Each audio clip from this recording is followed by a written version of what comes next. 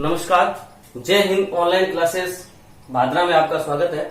आज हम फिजिक्स की क्लास नंबर 3 में जो कि हमारा चैप्टर चल रहा था प्रकाश विद्युत प्रभाव, उसको पढ़ने जा रहे हैं। अभी तक हमने प्रकाश विद्युत प्रभाव के अंदर सबसे पहले ये पता लगाया है कि प्रकाश विद्युत प्रभाव क्या है। तो जब भी किसी धातु की सतह पर किसी निश्चित या न्यूनतम आवृत्ति का प्रकाश गिराया जाता है, यानी फोटोनों को आपतित कराया जाता है, तो उस धातु की सतह से इलेक्ट्रॉनों का उत्सर्जन होता है। धातु की सतह से जो इलेक्ट्रॉन उत्सर्जित होते हैं उन इलेक्ट्रॉनों को फोटो इलेक्ट्रॉन कहा जाता है, और उन फोटो इलेक्ट्रॉनों के कारण जो विद्युत धारा उत्पन्न होती है उसे प्रकाश विद्युत धारा कहते हैं। उसके बाद क्या है, हमने नेक्स्ट टॉपिक पढ़ा था क्या कि देखो यहां पर लिखा हुआ है प्रकाश विद्युत प्रभाव, बिल्कुल सिंपल तरीके से शॉर्ट फॉर्म है, जो अभी तक हमने 2 क्लासों में पढ़ा है। प्रकाश होता है यानी फोटोनों को आपतित करके हम धातु की सतह से इलेक्ट्रॉनों को क्या करते हैं, उत्सर्जन करते हैं, और धातु की सतह से जो उत्सर्जित इलेक्ट्रॉन है उन इलेक्ट्रॉनों को क्या कहा जाता है, फोटो इलेक्ट्रॉन कहा जाता है। और उन फोटो इलेक्ट्रॉनों के कारण जो विद्युत धारा उत्पन्न होती है उस विद्युत धारा को अपने क्या कहते हैं, प्रकाश विद्युत धारा कहते हैं। उसके बाद क्या है, मैंने आपको बताया था कि पूरे प्रकाश विद्युत प्रभाव जो पार्ट ए है, उस पार्ट ए में सबसे इंपॉर्टेंट 2 डेफिनेशन है। अगर उन 2 डेफिनेशन के बारे में आपको अच्छे से पता लग गया तो आप इस चैप्टर को बहुत आसानी से समझ जाएंगे। तो इसके बाद हमने क्या पढ़ा था, प्रकाश की आवृत्ति और प्रकाश की तीव्रता के बारे में पढ़ा था। सबसे पहले मैंने आपको बताया था कि प्रकाश की आवृत्ति क्या है। तो सिंपल सी मैंने आपको एक बात बताई थी कि प्रकाश की आवृत्ति का सीधा सीधा संबंध मैंने आपसे किससे बताया था, फोटोनों की ऊर्जा से बताया था।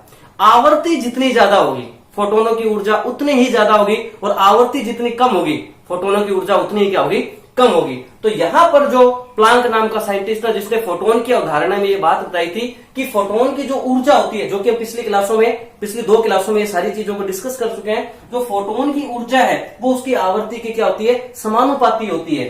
तो यहां से E बराबर क्या आया, एच न्यू, यानी ऊर्जा और आवृत्ति में संबंध कैसा है, समानुपाती का है। इसका मतलब यह है कि अगर आवृत्ति बढ़ती है तो फोटोन की ऊर्जा भी बढ़ेगी, और अगर आवृत्ति कम होती है तो फोटोन की ऊर्जा भी क्या होती है, कम होगी। अब आपको इस चैप्टर में केवल ये बात याद रखनी है, आवृत्ति का मतलब क्या है, फोटोन की ऊर्जा से। दूसरी ओर हमने पढ़ा था प्रकाश की तीव्रता। प्रकाश की तीव्रता के बारे में मैंने आपको बताया था कि किसी भी प्रकाशिक स्रोत से प्रति सेकंड उत्सर्जित होने वाले जो फोटोनों की संख्या है, उन फोटोनों की संख्या को अपने क्या कहते हैं, प्रकाश की तीव्रता कहते हैं। इसका मतलब यह है कि किसी भी प्रकाशिक स्रोत से जितने ज्यादा फोटोन उत्सर्जित होंगे वो उतने ही ज्यादा प्रकाश विद्युत धारा को उत्पन्न कर सकेंगे। क्यों? क्योंकि प्रकाश विद्युत प्रभाव में यह बात साफ तौर पर बताई गई है कि किसी भी धातु की सतह से इलेक्ट्रॉन के उत्सर्जन के लिए कम से कम 1 इलेक्ट्रॉन के उत्सर्जन के लिए 1 फोटोन की आवश्यकता होती है, या 1 फोटोन की ऊर्जा के बराबर आवश्यकता होती है। तो कहने का मतलब यह है जितने ज्यादा फोटोन आपतित होंगे उतने ही धातु की सतह से इलेक्ट्रॉनों का उत्सर्जन होगा, और जितने ज्यादा धातु की सतह से इलेक्ट्रॉनों का उत्सर्जन होगा प्रकाश विद्युत धारा का मान उतना ही ज्यादा होगा। यानी कुल मिला के कहने का मतलब यह है कि अगर प्रकाश विद्युत धारा के मान को बढ़ाना है तो धातु की सतह से उत्सर्जित होने वाले इलेक्ट्रॉनों की संख्या को बढ़ाना होगा, और अगर धातु की सतह से उत्सर्जित होने वाले इलेक्ट्रॉनों को यानी फोटो इलेक्ट्रॉनों को बढ़ाना है तो आपको क्या करना पड़ेगा, उस धातु की सतह पर ज्यादा से ज्यादा फोटोनों को आपतित कराना होगा। और ज्यादा से ज्यादा अगर फोटोनों को आपतित करना है तो आपको एक ऐसा प्रकाशिक स्रोत को लेना होगा जिसकी तीव्रता क्या हो, ज्यादा हो। ठीक है, तो ये था आपका प्रकाश विद्युत धारा, प्रकाश विद्युत प्रभाव, प्रकाश की तीव्रता और प्रकाश की आवृत्ति को अच्छे से पढ़ने के बाद हम इस चैप्टर के अंदर आगे बढ़ते हैं। ठीक है, हम इस चैप्टर के अंदर आगे बढ़ते हैं, और इस चैप्टर के अंदर अब आगे जैसे ही बढ़ेंगे तो हमारे को कुछ बेसिक पॉइंट है वो जान लेते हैं। जैसे प्रकाश सुग्राही पदार्थ, ठीक है, क्या होते हैं। तो देखो सिंपल सी डेफिनेशन लिखी है, जो पृष्ठ या धातु इलेक्ट्रॉनों का उत्सर्जन करता है उसे प्रकाश उत्सर्जक या प्रकाश सुग्राही पदार्थ कहते हैं। यानी कहने का मतलब ये है कि जो पदार्थ या धातु बहुत आसानी से फोटोनों के आपतित होते ही इलेक्ट्रॉनों का उत्सर्जन कर देता है, मुक्त इलेक्ट्रॉनों का उत्सर्जन करता है, वो पदार्थ उतना ही ज्यादा फोटो सेंसिटिव मटेरियल कहलाता है। मतलब प्रकाश के प्रति संवेदनशील कितना है कि जैसे ही फोटोनों को गिराया जाए और फोटोनों की ऊर्जा पाते ही इलेक्ट्रॉन उस धातु की सतह से क्या हो गए, उत्सर्जित हो गए। तो जितनी आसानी से धातु की सतह से, जैसे सपोज करते हैं आपने क्या किया, 2 धातु ली, ठीक है, और एक धातु के ऊपर, ठीक है, और एक दूसरी धातु के ऊपर आपने समान ऊर्जा के फोटोनों को आपतित कराया।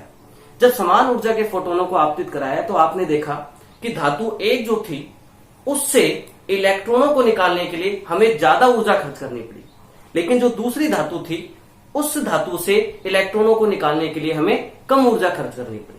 तो हम ये बात कह सकते हैं कि जिस धातु से हमने इलेक्ट्रॉनों को निकालने के लिए कम ऊर्जा खर्च करी, इसका मतलब है, और कम ऊर्जा खर्च करने पर इलेक्ट्रॉन उस धातु से निकल गए, तो हम ये कह सकते हैं कि जो वो धातु है वो प्रकाश के फोटोनों या प्रकाश के प्रति क्या है, संवेदनशील है, प्रकाश के प्रति क्या है, सुग्राही है, सेंसिटिव है। इसी वजह से उसने जैसे ही फोटोनों को आपतित कराया वैसे ही इलेक्ट्रॉनों का उत्सर्जन कर दिया। तो प्रकाश विद्युत प्रभाव में ये बात भी देखी गई साफ तौर पर, जब लेनार्ड और हेल्महोल्ट्ज ने अपना प्रयोग किया तो उसने एक ऐसी कैथोड प्लेट का सिलेक्शन किया, एक ऐसी कैथोड प्लेट का सिलेक्शन किया जिसके अंदर से या जिससे मुक्त इलेक्ट्रॉनों को निकालना बहुत आसान, क्योंकि जो धातु जितनी ज्यादा प्रकाश के प्रति संवेदनशील होगी उतने ही हमारे लिए प्रकाश विद्युत प्रभाव में वो मददगार होगी।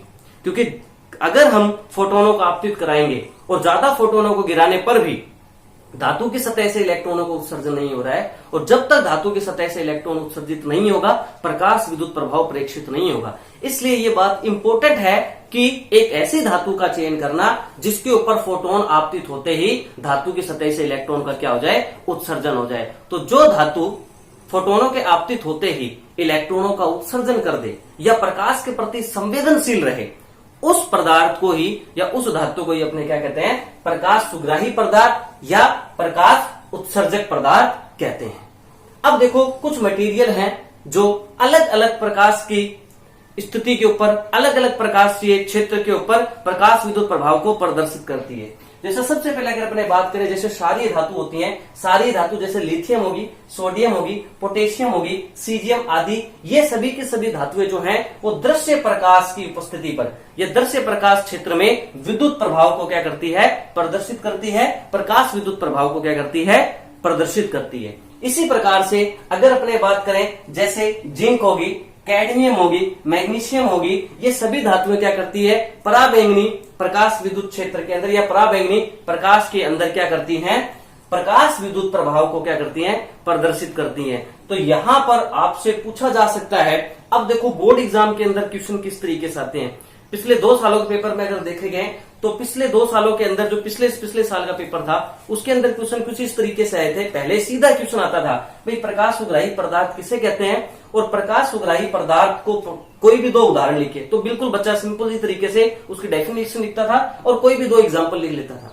लेकिन पिछले से पिछले साल का जो पेपर आया था उसके अंदर क्या किया गया था, जो कि 16वें चैप्टर से क्वेश्चन आए थे, उसमें से कई एग्जाम्पल को लिया और उन एग्जाम्पलों को एक साइड दे दिया, इकट्ठा दे दिया इन एग्जाम्पलों को, और उसके अंदर से ये पूछा गया कि इनमें से कौन सा है जो इस प्रकार की डेफिनेशन को प्रदर्शित करता है। मतलब कई अलग अलग परिभाषाओं से एग्जाम्पल उठा लिए और फिर उनका क्या है कि जो एक फिक्स डेफिनेशन के ऊपर उनमें से उनके एग्जाम्पलों को छांट कर लिखना था। तो कुल मिलाकर कहने का मतलब है, अब बोर्ड के अंदर इससे आपका ऐसा प्रश्न अब नहीं आते हैं कि भाई प्रकाश सुग्राही पदार्थ या प्रकाश उत्सर्जक पदार्थ को परिभाषित कीजिए। आपका सवाल आ सकता है, जैसे 4-5 एग्जाम्पल लिख दिए, जैसे सपोज करो आपको लिख दिया लिथियम लिख दिया, सोडियम लिख दिया, कैडमियम लिख दिया और मैग्नीशियम लिख दिया, और इन धातुओं को लिखने के बाद इसके एग्जाम्पल को मिक्स करने के बाद आपसे ये पूछ सकता है कि उन धातुओं को छांटिए या उन धातुओं का चयन कीजिए जो पराबैंगनी प्रकाश क्षेत्र के अंदर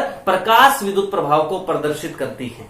या इन एग्जाम्पल को लिखकर वो कह सकता है कि इनमें से उन धातुओं को छांटिए जो दृश्य प्रकाश क्षेत्र के अंदर प्रकाश विद्युत प्रभाव को प्रदर्शित करती है। तो आपको ये सारी चीजें याद रखनी है कि कौन सी धातुएं हैं जो दृश्य प्रकाश क्षेत्र में प्रकाश विद्युत प्रभाव को प्रदर्शित करती हैं, या वो कौन सी धातुएं हैं जो पराबैंगनी प्रकाश विद्युत क्षेत्र में या पराबैंगनी प्रकाश क्षेत्र के अंदर प्रकाश विद्युत प्रभाव को क्या करती हैं, प्रदर्शित करती हैं। ठीक है, अब देखो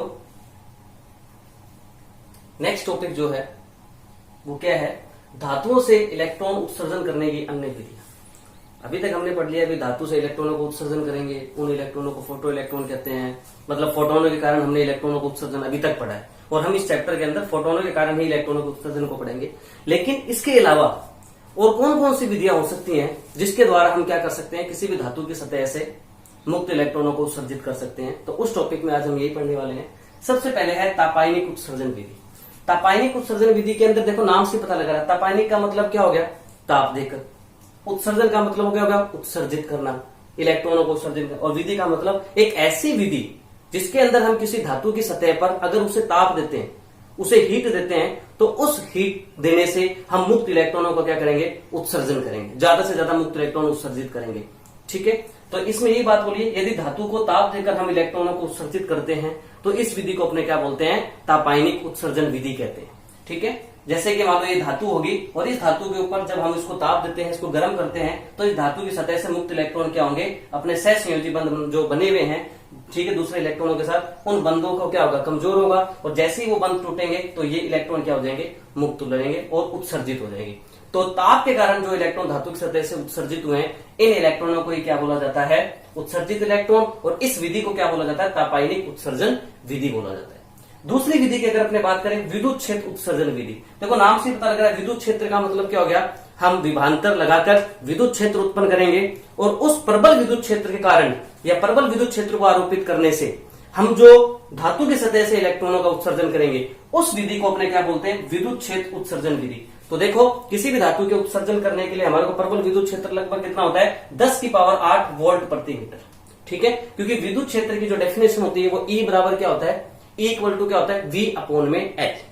ठीक है, तो E बराबर V अपॉन में L। किसी भी तार के ऊपर कितना हमने, किसी भी चालक तार पर हमने कितना विभवांतर आरोपित किया है, तो उसकी प्रति एकांक लंबाई पर कितना विभवांतर आरोपित है, वही उसका क्या कहलाता है, विद्युत क्षेत्र कहलाता है। तो E बराबर क्या होता है, V अपॉन में L।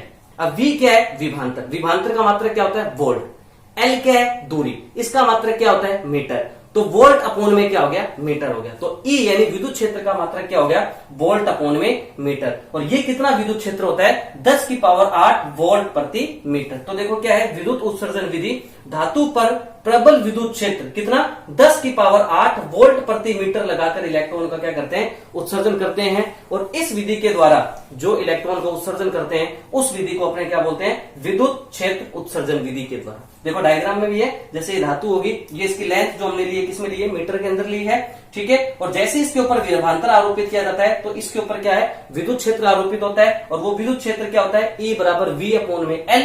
V क्या हो गया, विभवांतर। विभवांतर का मात्रक वोल्ट और L किसमें, मीटर में। तो बताओ E बराबर क्या हो जाएगा, 10 की पावर 8 वोल्ट प्रति मीटर हो जाएगा। ठीक है, तो जब हम किसी भी धातु के ऊपर प्रबल विद्युत क्षेत्र आरोपित करके उसे इलेक्ट्रॉनों को उत्सर्जन करते हैं, तो इस विधि को अपने क्या बोलते हैं, विद्युत क्षेत्र उत्सर्जन विधि। ये सभी के सभी आपकी प्राइमरी उत्सर्जन विधि होती है। इसके अलावा एक द्वितीयक उत्सर्जन विधि भी है।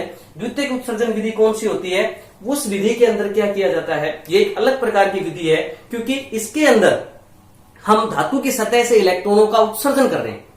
ठीक है, और उन धातु की सतह से इलेक्ट्रॉनों को उत्सर्जन करने के लिए हम मदद किसके ले रहे हैं, इलेक्ट्रॉनों की। अभी तक हमने क्या है, धातु की सतह से इलेक्ट्रॉनों का उत्सर्जन करने के लिए किसी दूसरे सोर्स का उपयोग किया। जैसे प्रकाश विद्युत प्रभाव में प्रकाश ऊर्जा के अंदर हमने फोटोनों को गिराया और फोटोनों की ऊर्जा से हमने क्या किया, इलेक्ट्रॉनों का उत्सर्जन किया।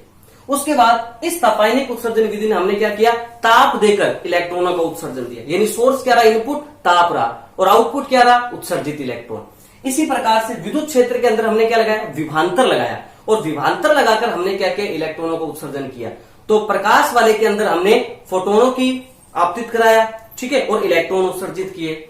ठीक है, और तापायनिक उत्सर्जन विधि में हमने ताप देकर इलेक्ट्रॉनों का उत्सर्जन किया, और इसके अंदर हमने क्या किया, विद्युत क्षेत्र लगाकर इलेक्ट्रॉनों का उत्सर्जन किया। तो ये सारी की सारी एक स्पेशल टाइप की उत्सर्जन विधियां थी। लेकिन एक अलग प्रकार की उत्सर्जन विधि भी होती है जिसके अंदर हम क्या करते हैं, इलेक्ट्रॉनों को ही आपतित कराते हैं। और लेकिन ये वो इलेक्ट्रॉन होते हैं जिनके पास बहुत अधिक गतिज ऊर्जा होती है। ठीक है, तो जब हम इलेक्ट्रॉनों की उच्च ऊर्जा के गतिज ऊर्जा वाले इलेक्ट्रॉनों को जब धातु की सतह पर गिराते हैं, तो उन इलेक्ट्रॉनों के कारण ही जो मुक्त इलेक्ट्रॉन होते हैं, जो कि उस धातु पे रहते हैं, उन धातुओं के ऊपर जैसे गिरते हैं, तो वहां से वो मुक्त इलेक्ट्रॉन क्या होते हैं, उस धातु की सतह से उत्सर्जित होते हैं। तो उच्च ऊर्जा के गतिज ऊर्जा इलेक्ट्रॉन के कारण जो हम धातु की सतह से इलेक्ट्रॉनों का उत्सर्जन करते हैं, ठीक है, इस विधि को ही अपने क्या बोलते हैं, द्वितीयक उत्सर्जन विधि कहते हैं। ठीक है, इस विधि को ही अपने क्या बोलते हैं, द्वितीयक उत्सर्जन विधि कहते हैं। ठीक, चलिए। इसके बाद हम अब अगली क्लास में प्रकाश विद्युत प्रभाव का प्रायोगिक व्यवस्था चित्र पढ़ेंगे, मतलब लेनार्ड तथा हेल्महोल्ट्ज ने किस तरीके से प्रकाश विद्युत धारा को समझाने के लिए अपना प्रायोगिक अध्ययन किया। इस चीज को हम आगे पढ़ेंगे अगली क्लास में। तब तक के लिए नमस्कार, धन्यवाद।